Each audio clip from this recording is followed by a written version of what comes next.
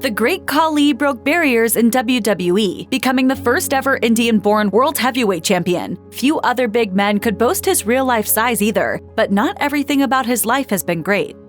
Born Dalip Singh Rana in the Indian state of Himachal Pradesh in 1972, the Great Khali really did go from rags to riches. The former WWE star grew up dirt poor as one of 7 siblings. In his autobiography, The Man Who Became Khali, Rana detailed how difficult it was for his family to make a living. They lived off the harvest, often dependent on inconsistent factors like the weather. One year, bad weather meant bad crops, and Rana's parents didn't have enough money to pay his school fees. He wrote, "The principal was accosting me on a daily basis for not paying the school fees." After a bad experience with a teacher who ridiculed him in front of his classmates, Rana decided to drop out of school. To help his parents survive, he tried to land a job working on a plantation for 5 rupees per day, but he was turned away because he was too young. To help his family get by, Rana would do difficult jobs, like stone cutting. When he was old enough, he got a job as a police officer in the state of Punjab and earned himself enough dough to buy his first television. That's when he began to be enthralled by the world of pro wrestling as it played out on the screen.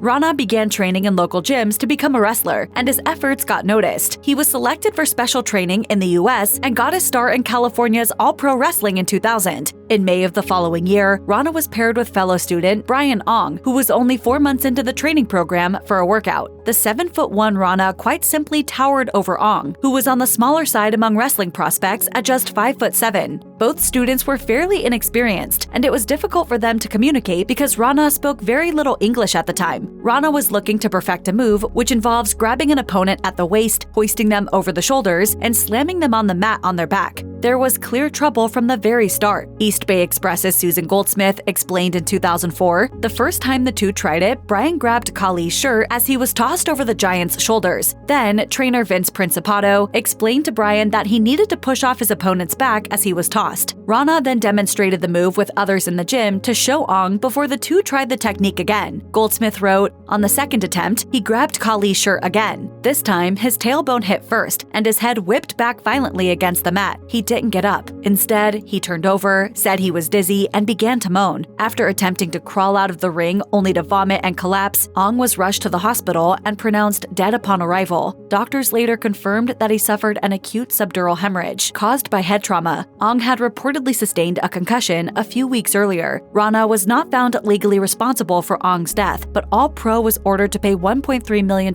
in a wrongful death lawsuit. All-Pro trainer Tony Jones said, apparently I think the kid had some kind of already pre-existing condition or something.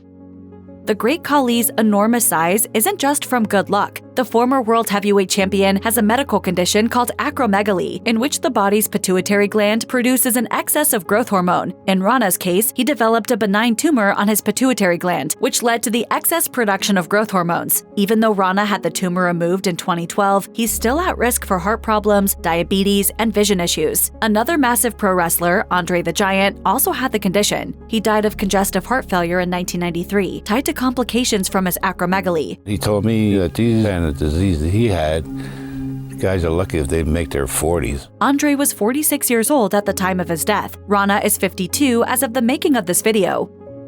After an intense match with The Undertaker at the Judgment Day pay-per-view in 2006, Khali had to take several months off to undergo double knee surgery. Khali returned to the ring, but had to take another break for another knee surgery in 2009. But the star didn't let that keep him from busting a move at his brother's wedding. Rana told the Hindustan Times that November, "Doctors have advised me to avoid wrestling, not dancing. Dancing along with family members and old friends, especially during a marriage, is a memorable experience." Rana added that he still found it difficult to walk and travel at the time and would be out of the ring for several more months. He returned in April 2010.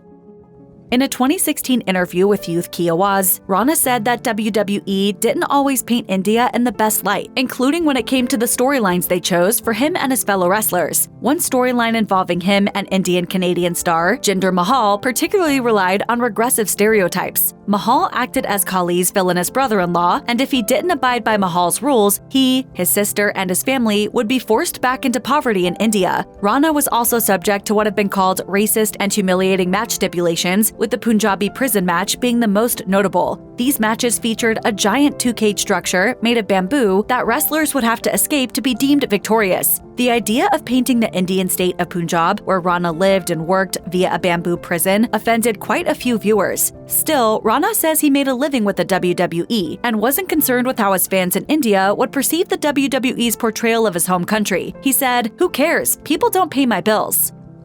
Rana has also admitted that he endured his fair share of bullying while in WWE. Rana had to share a locker room with WWE personality and occasional wrestler Dylan Postol, aka Hornswoggle, for 8 years. And despite the latter being only 4 feet 5 inches tall, he made it his mission to make Khali feel uncomfortable. Postol himself said so. I bullied the hell out of him.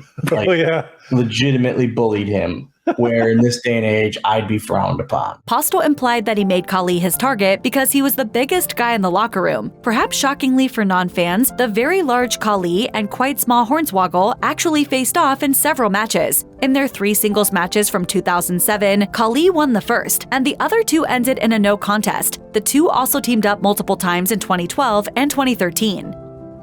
The Great Khali's in-ring style wasn't everyone's cup of tea. Like many wrestling big men, Khali had somewhat limited mobility. One Bleacher Report article took aim at him in 2013, calling him the most uncomfortable wrestler to watch. Writer Andy Susek wrote of Khali, "When Khali is in the ring, it seems his body is mere moments away from toppling over or snapping in half." As a result of Rana's acromegaly, his legs remained much smaller and slimmer than the rest of his body, making it more difficult for him to run, jump, and even walk at times. Susek took notice of this, calling for his retirement at the age of just 40. Susek wrote, "Watching Khali now is an uncomfortable viewing experience. It's like watching Ric Flair take back body drops while in his 60s, or seeing Jerry Lawler getting in the ring again. It just makes you cringe." Khali did indeed leave WWE just a year later, when the company opted not to renew his contract in November 2014. That wasn't the end of his wrestling career, though. In 2015, he started his own company, Continental Wrestling Entertainment, which is now India's largest pro wrestling promotion. He won the promotion's title in 2016. He has also made sporadic appearances back in WWE and was inducted into the WWE Hall of Fame in 2021.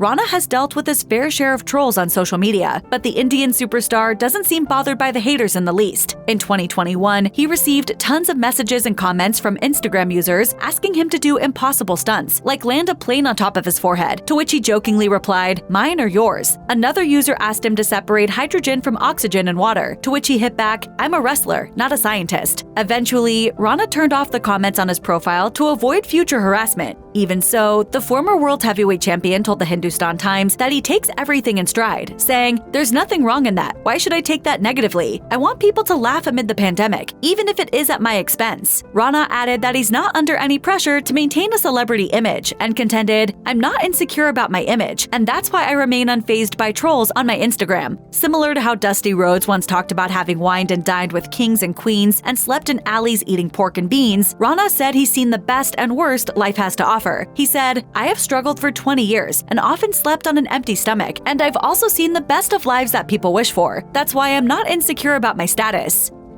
Rana has been no stranger to loss, and in 2021, he dealt with a major tragedy when his mother, Tanti Devi, passed away. Devi reportedly was suffering from multiple organ failure, though not much is known about the condition that led to the illness. She had been seeking treatment for many years previously due to breathing problems, but it is unknown if those problems were related to her death. Devi was 75 at the time of her death. Rana kept his grieving process fairly private, and not much is known about how his family reacted to Devi's passing. Indeed, his father and 6 siblings seemed to be very private people, without much of a public profile.